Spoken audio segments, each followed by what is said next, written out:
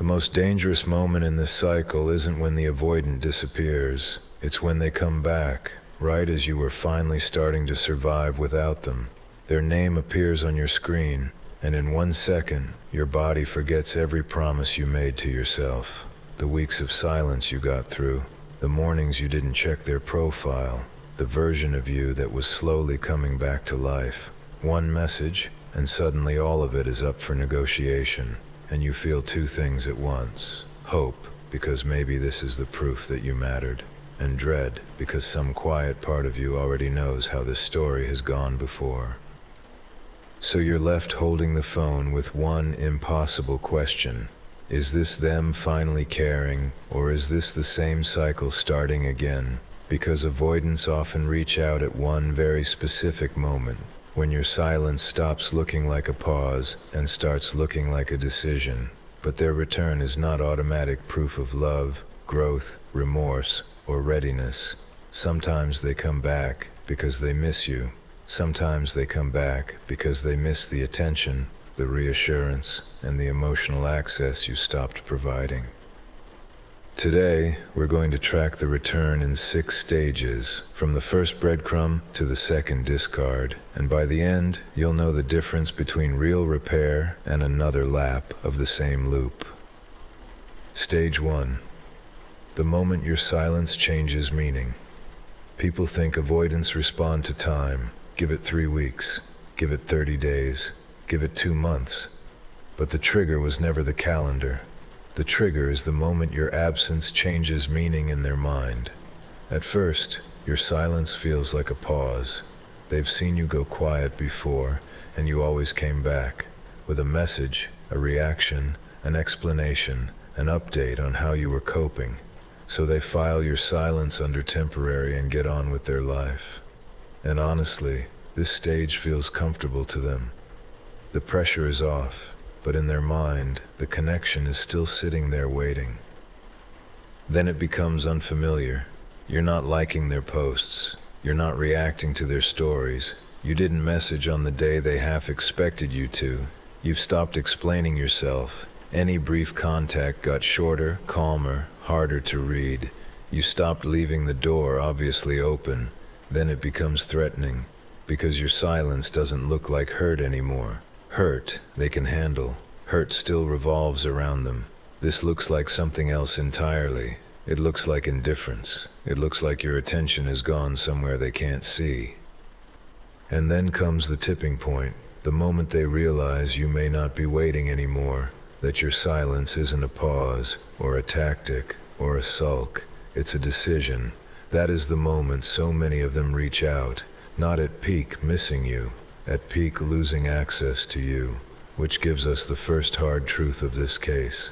They're not always responding to love. Sometimes they're responding to the loss of access. Your silence didn't suddenly make them feel your worth. It made them feel the door closing. Those are not the same thing, and that difference matters more than almost anything else I'll say today. Before we move deeper into the case, if this already describes the cycle you've been stuck in, take 1 second to like this video and subscribe to the channel. It tells me which cases matter most to you, and it makes sure you're here for the ones that follow. And if they reached out again, tell me in the comments, did it bring you peace, or did it pull you straight back into the anxiety? Now for stage 2, what they actually miss. Here's the line I want you to sit with, because it should land like a verdict. They don't miss you. They miss the attention you stopped giving. Now, I need to be precise with that, because it's a distinction, not a slogan. They may miss your availability, the quiet knowledge that you were always reachable. They may miss your reassurance, the steady signal that you still cared, still hoped, still waited. They may miss being wanted, because being wanted by you was doing real work for their self-esteem the entire time. They may miss knowing you were emotionally nearby, orbiting, keeping the door open. They may miss the version of you who absorbed all the distance and stayed anyway. And all of that is genuine missing. I'm not telling you they felt nothing. I'm telling you what the feeling is actually made of. Because missing access to you is not the same as being ready to love you properly. You can miss the warmth of a fire without any intention of chopping the wood. To understand why, you need the psychological spine of this whole pattern. The avoidant wants emotional distance, but their ego wants emotional security, and they expect you to provide both. Sit with that contradiction for a second. They want enough distance to avoid vulnerability, obligation, pressure, and dependence, because closeness has historically felt like losing themselves. But at the same time, they want enough emotional access to know they still matter to you. They want the comfort of being wanted without the responsibility of being present, which creates the double bind you've been living inside. They want you close enough to reassure them, but far enough away not to need anything from them. Close enough to soothe the ego, far enough to never trigger the alarm. You weren't imagining that impossible standard.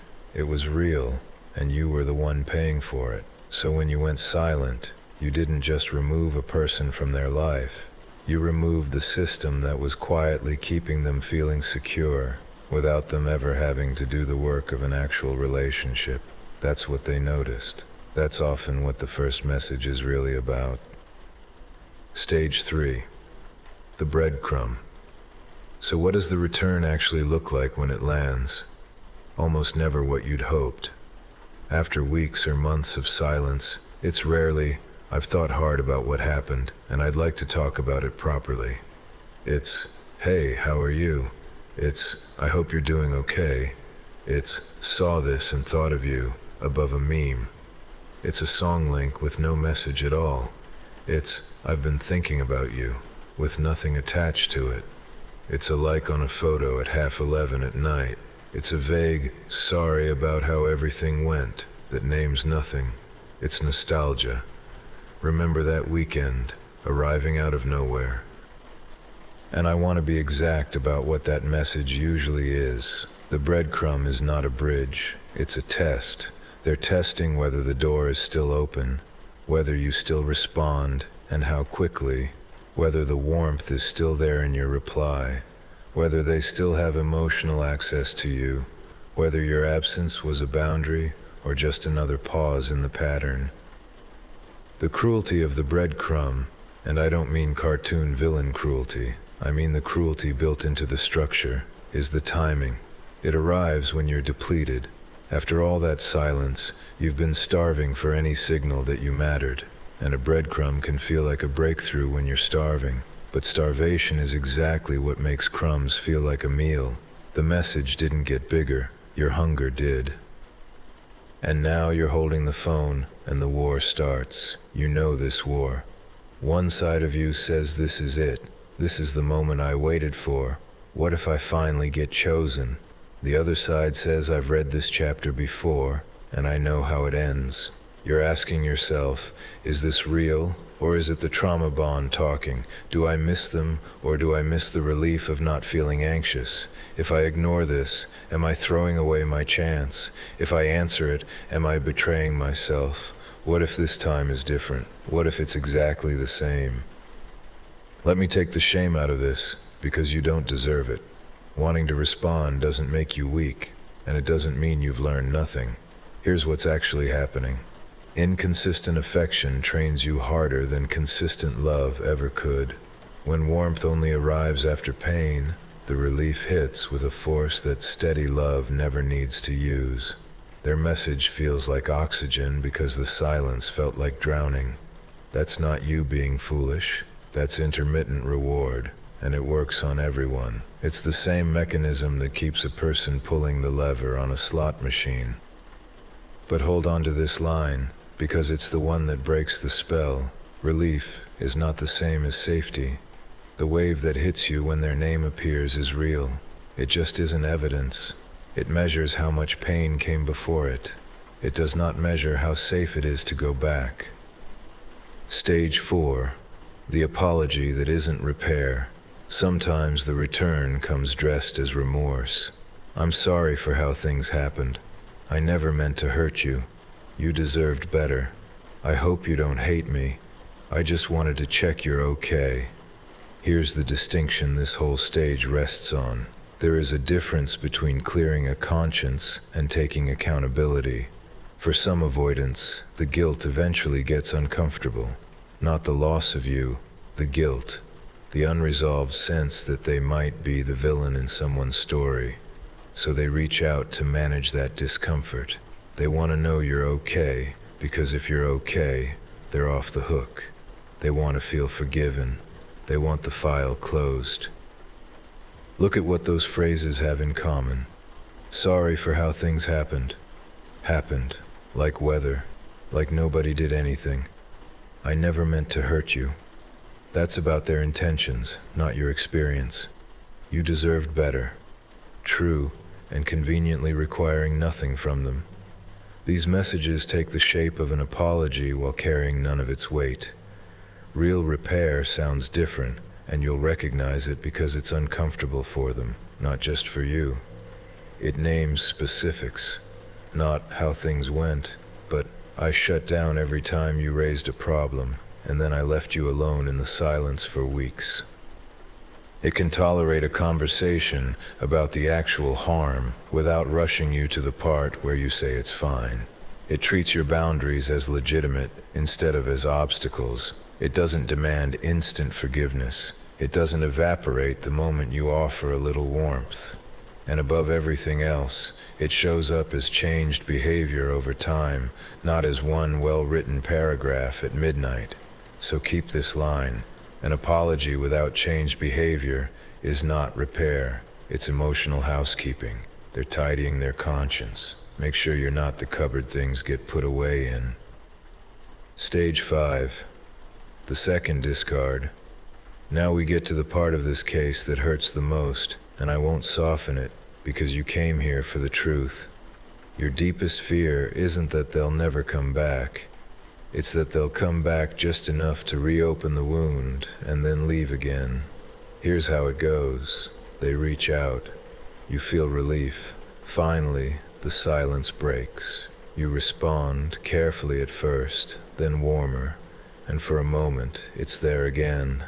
The banter, the familiarity, the feeling of being known. Hope comes back online, and you start thinking maybe this is the version of the story where it works. Then, exactly as the closeness builds, they feel the pressure rise. Expectation creeps in. The thing they reached for starts to require something of them, and they retreat. Slower replies, flatter tone, the fade you know by heart, until you're sitting in a silence that's somehow louder than the first one. The second discard hurts more than the first, and there's a precise reason why. The first time, you could tell yourself they didn't realize what they had. The second time, they knew. They felt your absence. They came back to it. They tasted the connection again, and they still walked away from it. The second discard confirms the exact thing you were terrified of. They can miss you enough to reach out, but not enough to change. And if that's already happened to you, if you responded, hoped, and got dropped again, hear me clearly. That was not your failure. Responding to someone you loved is not a character flaw. The failure of that loop belongs to the person who keeps starting what they refuse to finish. Step back far enough, and you can see the whole shape of it now.